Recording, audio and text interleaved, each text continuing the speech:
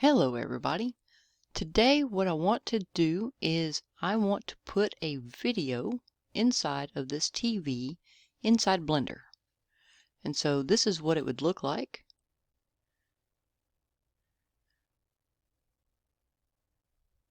And we'll play it again.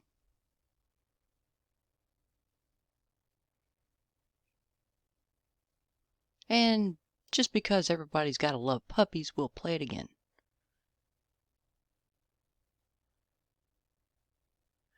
Alright, so this is the video here. This is on Pixabay. They've got royalty-free images and videos. You can see that it's in color, but I didn't necessarily want it in color because I wanted to put it in that TV, which is an older type of TV, and black and white just felt more organic. I got the TV from 3D Model Haven, a free 3D site. They don't have a lot of stuff, but they got some good stuff, and so that's what I chose to use, is that pretty old TV. Now to get started, I downloaded the FBX and I added the textures from 3D Model Haven. You can download the blend file, which should have all that with it, but I like having FBX files around because you never know what you're going to use them for later. And so this particular model has a lot of nice features to it. It looks kind of antique-y, old, worn, just kind of what I was looking for. And if we click on that and kind of move it around, you can kind of see there's a bend in it. This is the viewing pane, that piece of glass. It's always kind of in older TV sets, these CRTs and things like that, they're kind of curved and kind of thick glass. So it's not really on a flat screen TV. You could just take that, duplicate it, and use that as your plane. But I didn't want to do that. I wanted to put a plane in behind that and put my video on that. And so basically what I did is, looking straight at it, I'm going to add a plane, Shift A, and mesh, plane, and it's going to go all horizontal like. And this is a very small TV compared to the size of the screen. So I'm going to rotate it along the X by 90, and you can see it's huge. And then just scale it down until it's about your size. Move it over a little bit. Looks about right. And kind of get it centered there so that you can scale by the Z and kind of get it to fit somewhat within what you want. Get a little bit bigger there. Move it up. Doesn't have to be perfect, but because you have that curvature on this guy right here, you don't want that plane sitting in front of it, nor do you really want it sitting that far back. So what I kind of did is, I already did this, and where I put it is right about there, and I'll just hit 3 so we can see a definite side-on view to get it all the way behind that curved glass piece. Now just going back to the other one, I'll hide that one and we'll use that one. We'll move it up to about there. If you get it too far forward, then you start seeing this kind of this ring around, and that's not a bad thing if that happens to be what you're going for. Make it damaged or something like that, then that would be awesome. But I just really just kind of want the picture in behind it. And so the next thing I want to do is go to shading, and I want to load my video. So let's make a new material, and I've got it on the render and I'm in cycles because that curved screen, we want that to be clear glass. And so my stuff is in downloads, but it's not showing me the video I need because probably the right extension's not been checked. So what I did instead is I just went ahead and went to my downloads. And down here in my downloads, I have the dog, and just like you would do with the other screen, just drag it on over. I can get rid of that. And connect this just like you would with an image. And we can see our nice pretty little, our little doggy there. You can make modifications to this. The picture is actually a little bit widescreen, and I included the entire part. And I'll show you what I'm talking about here. So you can see here that the entire part here is covering that video, and you can make this smaller. Let's scale by the X. You can make it bigger or smaller. Turn it upside down, whatever it is you want to do. I just use the whole thing. So we can hit cancel. And it makes the video a little bit smaller, but I don't really care. It's a black and white.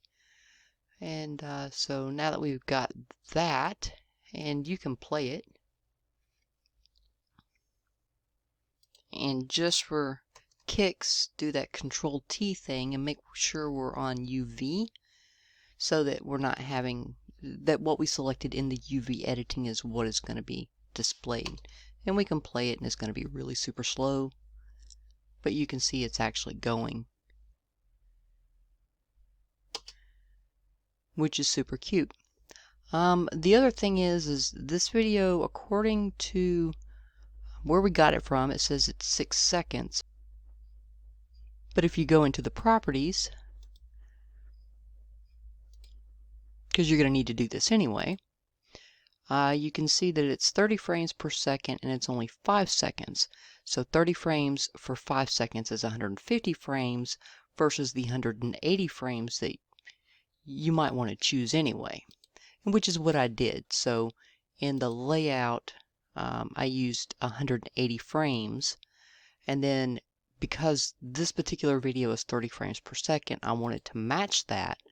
So right up here with your output properties, whatever that value is there that it defaults to, I just put it to 30 to match that, because I didn't want any kind of weird things happening.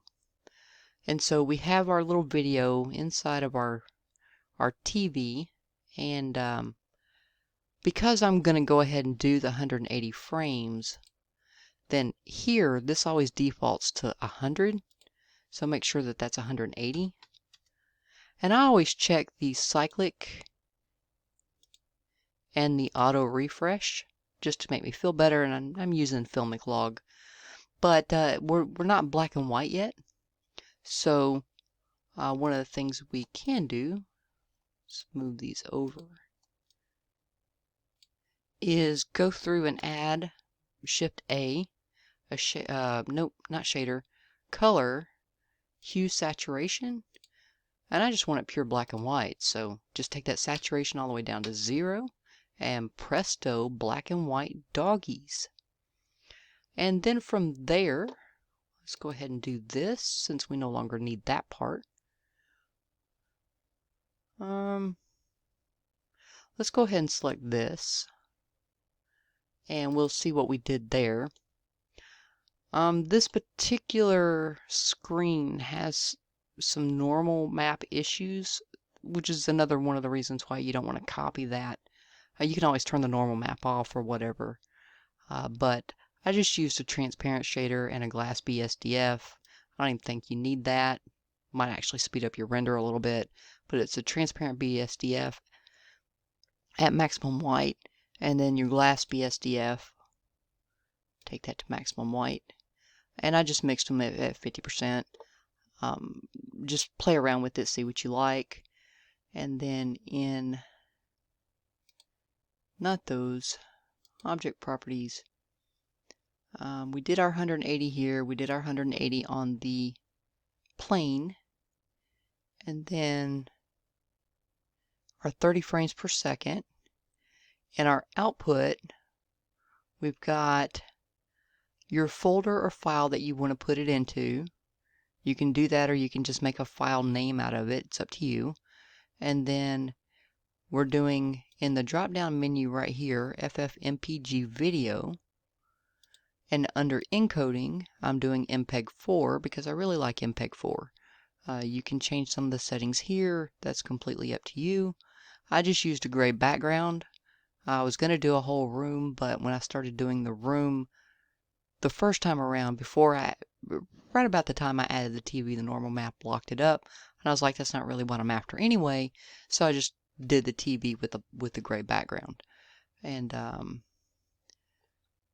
then we have here, like I said, I'm in cycles. You can do glass and Eevee. I just like cycles better because it's an older image and the grain is actually part and parcel for older stuff. 64 works for me. I did simplify it a little bit, maybe to hopefully speed it up. And in my performance, like I always do, I dropped my tile size down to 32 by 32 because experimentally determining that that's what works best for me. Something else may work best for you depending on what you got going on in your CPU, GPU area. And then from there, you would go up here and hit render animation. I'm not going to do that because I've already done it. For me, it took about this size of an image at 1920 by 1080. Took me about 40 seconds per frame. I could have made the TV smaller, but I really kind of wanted to see the actual image. But hopefully I've showed you everything, and you can do this for yourself. Have a good day. Bye.